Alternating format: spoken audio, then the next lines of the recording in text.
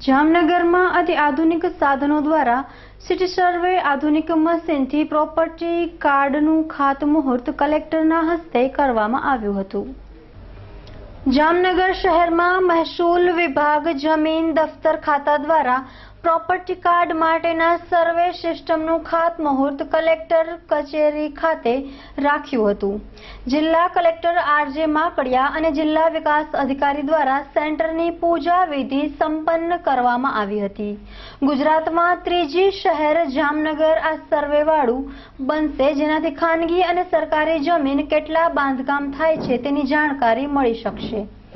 મહાનગરપાલિકાની હદ સુધીમાં કુલ 2,61,150 માંથી 78,535 મિલકતો નિભાવવામાં આવે છે।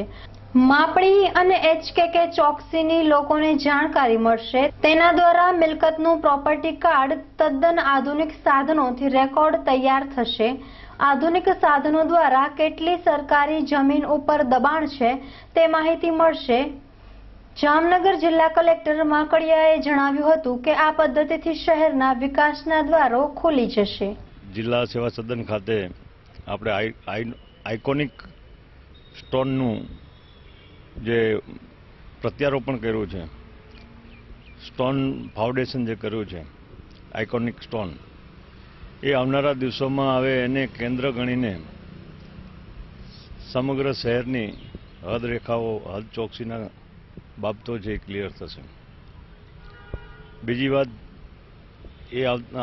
એ વાત કરતાં પણ ગૌરવ અનુભવું છું કે શહેરી વિસ્તારમાં ખાસ કરીને અત્યારે આપણા જે મિલકતો છે એ મિલકતો 1,60,000 જેવી અંદાજે છે।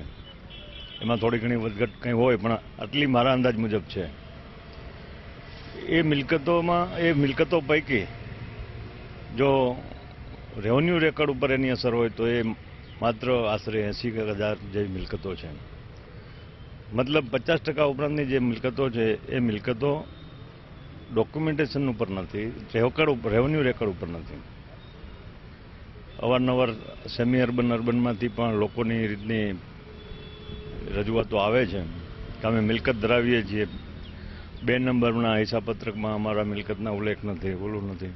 પણ હવે આ સિટી સર્વે સુપ્રિન્ટેન્ડન્ટ કચેરી જે છે એ આજે આપણે આઇકોનિક સ્ટોન જે ફાઉન્ડેશન કર્યું છે એને કેન્દ્ર સ્થાને રાખીને આવનારા શહેરના વિકાસ દરમિયાનના સમયગાળામાં ભવિષ્યમાં આને કેન્દ્ર સ્થાને રાખી આ સ્ટોનને, અને જે મિલકતો હજુ રેકર્ડ ઉપર લેવાની બાકી છે એ મિલકતો રેકર્ડ ઉપર આવી જશે।